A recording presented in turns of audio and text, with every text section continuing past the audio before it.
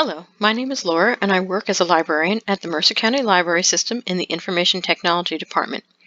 Today I'm going to talk to you about one of our databases, which is excellent for general knowledge as well as homework help, teacher resources, and for homeschooling. It's the Explora suite of databases that's provided to us from the EBSCO Publishing Company. So today, what we're going to look at are these four databases: the Explora Educators Edition, Explora Primary Schools, Explora Public Library, and the Explora Secondary School database. To get to our databases, you just want to go to our website, which is www.mcl.org, and look under Resources, Databases, or you can go to Branches and look for our virtual branch and look for a database link from there. So what I'm going to do first is take a look at the Explora Public Libraries, which is a general knowledge database that's excellent for anybody who's just interested in finding some facts. Maybe you have some trivia debate you have going on with friends or family and you want to see what the actual answer is. Maybe you're interested in reading up on something that was in the news recently. Any of those kinds of things, or just something that's just of general interest to you. So what we're going to see in the Explorer databases are, your first thing you'll notice is it doesn't appear like what we would think of as a typical database where you just put in some keywords and you get a bunch of articles returned. You'll see that the Explorer databases actually have a menu-driven and visual display where you can browse a variety of topics. You also do have a plain search at the top, as well as an option to do an advanced search. Also note that because this is pretty much an education database, all of the databases do have curriculum standards and an area for educators. But since there is one specifically for teacher resources, and we're going to be looking at the primary and secondary, we're not going to look at these two areas in the public library side of things.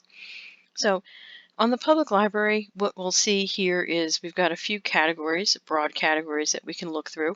So if you're looking for topics that are highlighted, you can just click right into the topic, or you can go and click the heading and go in, or I'm sorry, you can click more and go in to see more.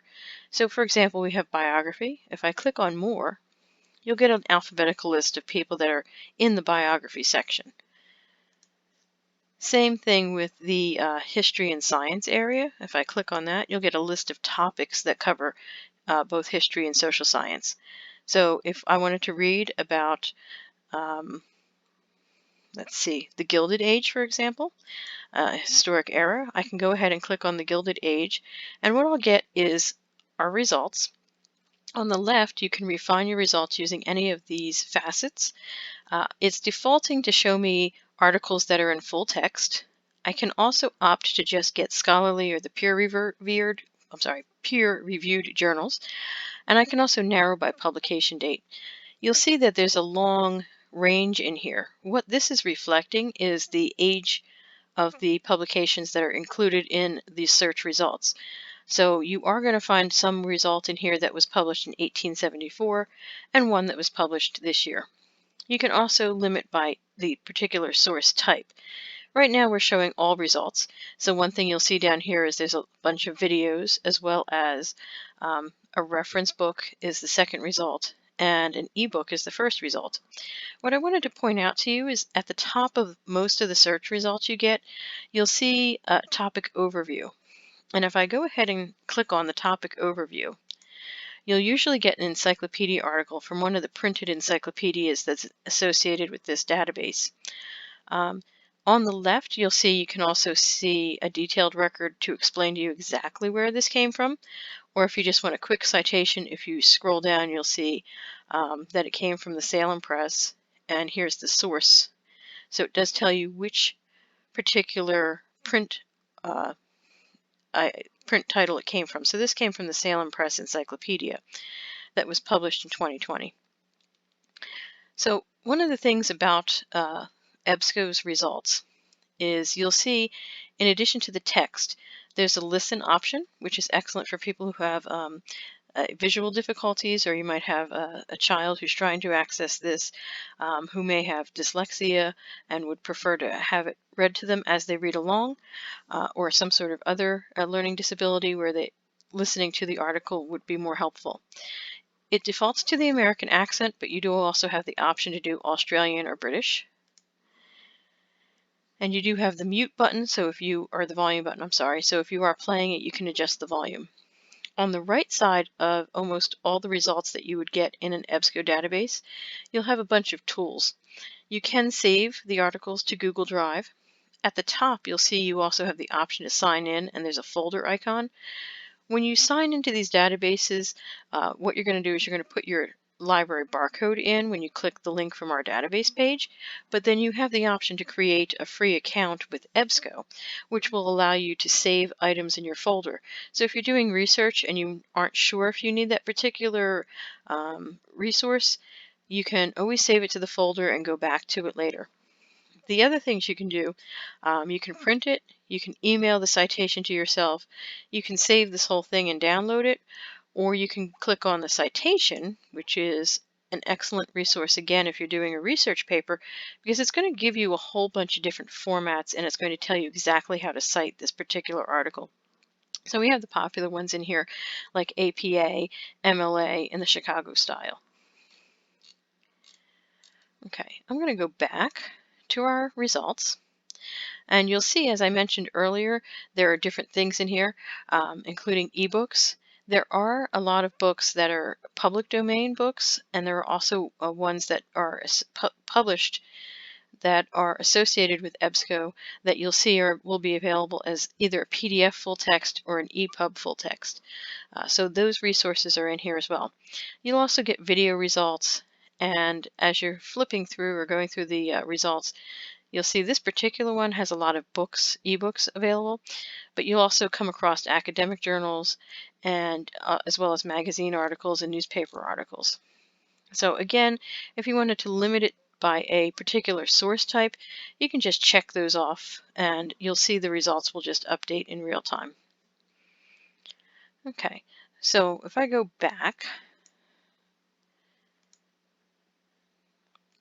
I just wanted to show you a couple of the other topics that might be available here. Some of the things like the current events, you're going to see some of them coming up in a much more detailed pro-con sort of way, depending on what's available. So I clicked on alternative medicine, and again, I get that topic overview and the same types of search results and limiters that I have. So if I click more on this one, you're going to see that I still have a much deeper article because of the different types of alternative alternative medication and health options that are available. So you'll see that a lot of these things will be hot links. So if I wanted to go to the article specifically about herbal medicine, I can do that. Or any of these like yoga, aromatherapy, I can just click those hot links from this article and go right into that particular article to get more information about that topic. So you can see, depending on the topic, there are more in-depth information in the overview or topic article. And then again, within the search results, underneath of the topic overview, you'll get a whole collection of ebooks, magazine articles, and again, videos will be included. Okay, so that's the Explora Public Library. And again, that's really good for general knowledge, and especially some of our adult patrons who just might want to come in and just have a quick search for a particular topic without having to go through a traditional database. I'm going to look at the primary school ones, school one next, and the secondary school. As I mentioned, they're all produced by the same company, so the results and the setup are going to be the same. What you'll see that's different is how the information is presented. So in this primary school one, kids are a lot more visual in terms of how they learn, and you'll see right off the bat that the arrangement of the material is done more by their subjects that they would be studying in school. So you've got your animals, your art and music section, your language art, your math, your science, and your social studies. So if I click on the math one, the next thing we'll see is, again, appealing to the younger user. We've got visual representation by including pictures as well as the topic in text. So kids can go through and click on pictures to find what they're looking for. So if we click on this bar graph, we'll get the articles about bar graphs. And again, you'll have a topic overview.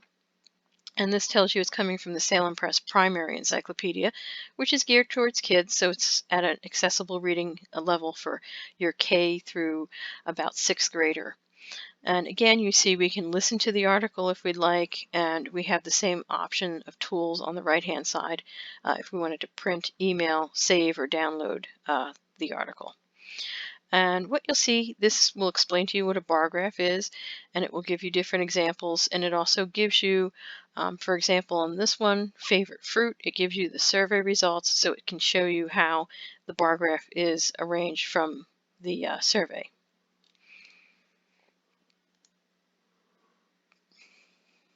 Okay. So basically, that's the primary database. And again, I had mentioned we do have the option to limit by publication date and source type. You'll also notice, though, in the primary, you'll see a Lexile range. So if you are looking for a particular reading level to target for a student, you can also limit by the Lexile range. Okay, moving on to the secondary school database. This one is arranged a lot more like the adult database, the public library edition. But it does follow the same pattern as the primary school, where it's arranged instead of by topic, more or less by subject area. So you've got your arts, your business, government, your current events, health, geography, history, and your science and math area. So if I look in the history area, you'll see again I have a whole list of different topics. So if I wanted to read about the Alamo, I can go ahead and click on Alamo.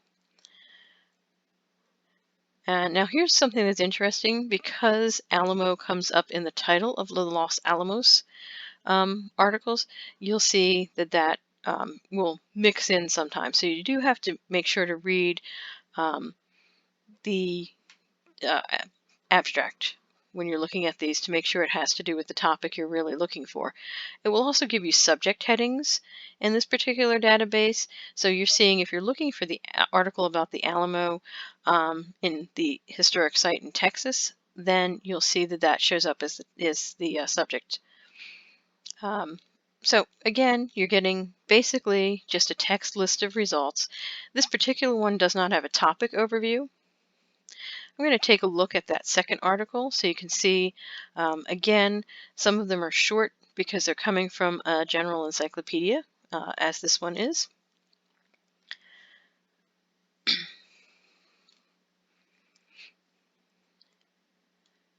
If I go back, there's one here on the Alamo, Ellis Island, and Liberty Bell. So again, a short entry. Now, because this particular one has a lot of overlap, and you can see at the top it's just searching for Alamo. If I want to narrow it down, I can add in Alamo, Texas.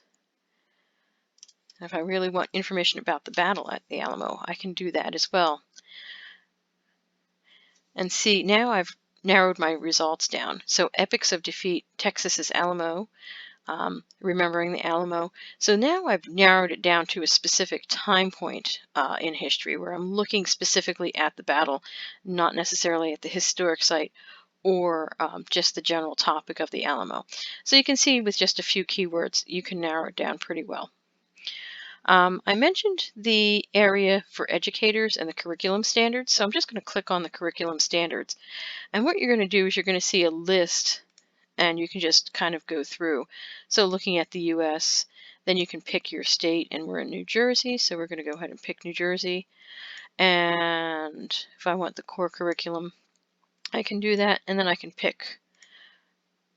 Wow, really narrows it down. So you'll get the information will pop up in the right. The other thing we have is an area for educators. And as I suspected, that actually just takes us to the teacher resources database. So that's what we're going to talk about next is the teacher resources database. So the curriculum standards is there, and as well you can do a general search. What you see on this teacher area is there are pre-made lesson plans. There's different student tools, which include things like games. You can see scavenger hunts. There's also STEM projects and things in there.